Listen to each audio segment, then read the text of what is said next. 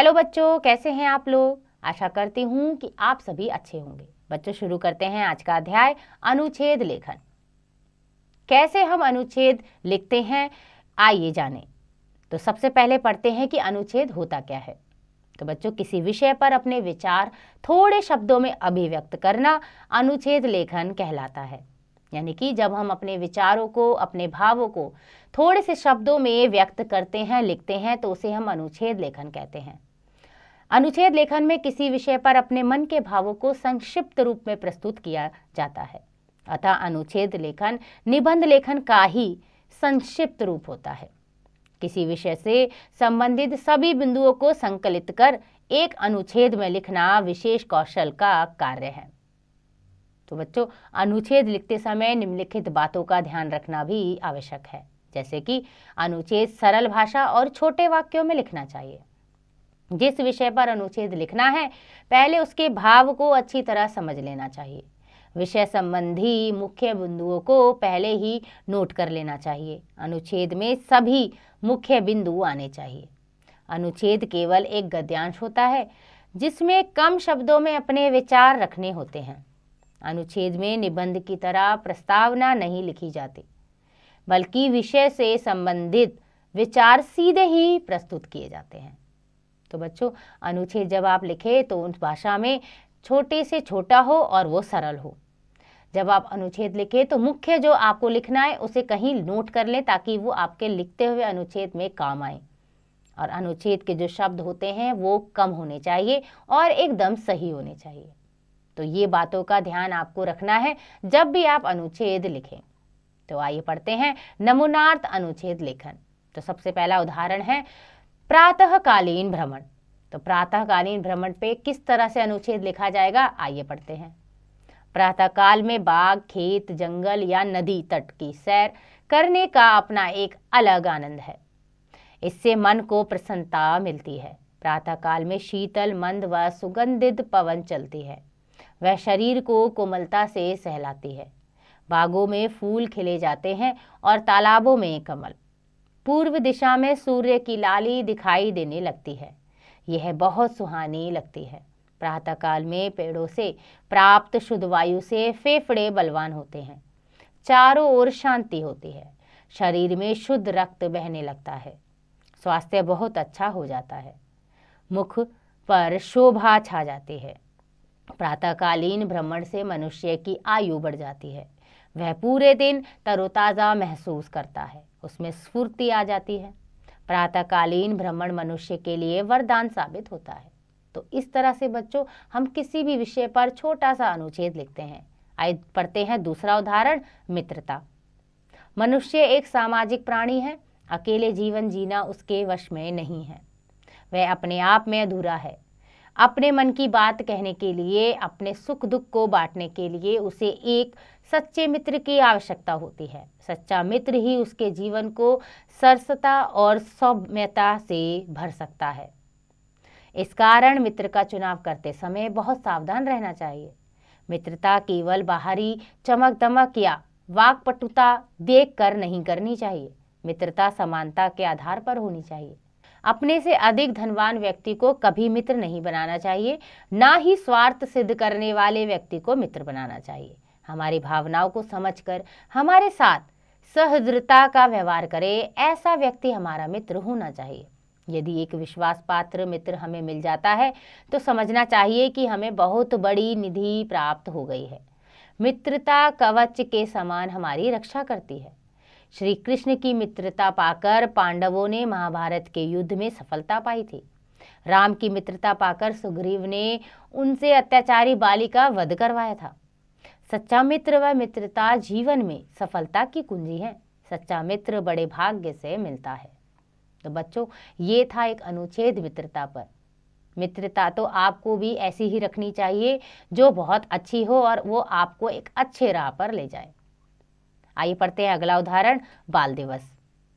तो बच्चों, बाल दिवस प्रत्येक वर्ष 14 नवंबर को मनाया जाता है।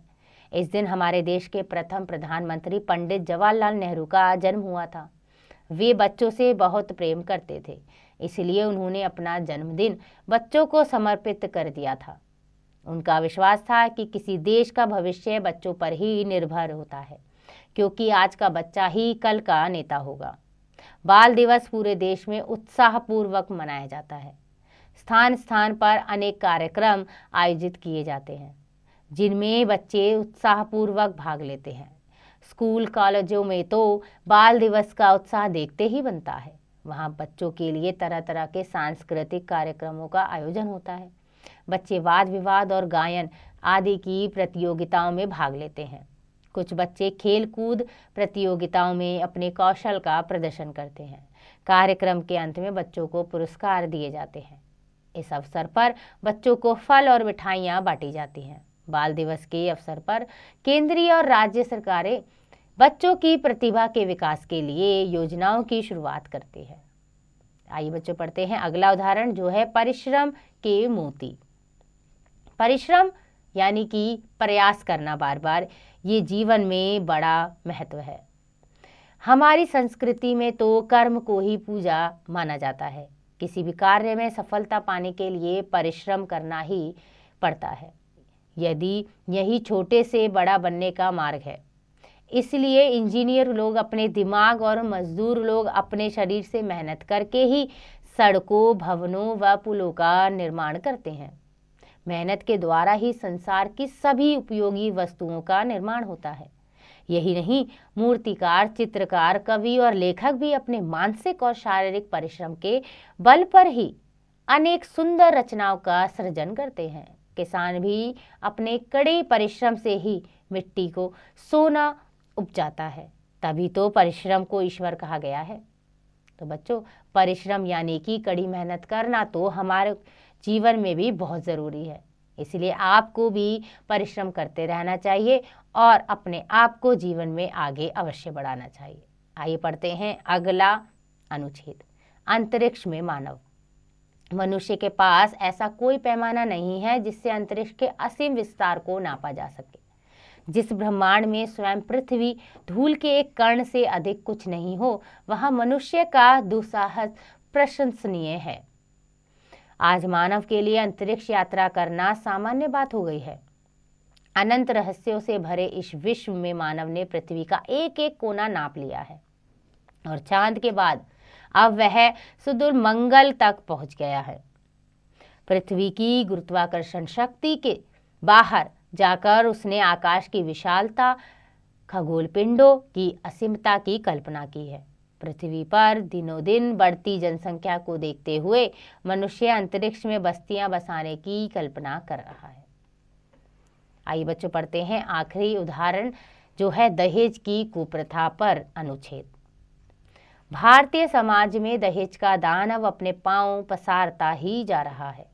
इसके कारण आज दिए हजारों परिवार तबाह हो रहे हैं। इसी कुप्रथा के कारण गरीब परिवारों में तो लड़कियों का जन्म दुख का कारण बन जाता है। पिछले कई वर्षों में भ्रूण हत्या का कारण भी काफी हद तक दहेज प्रथा को ही माना जा सकता है।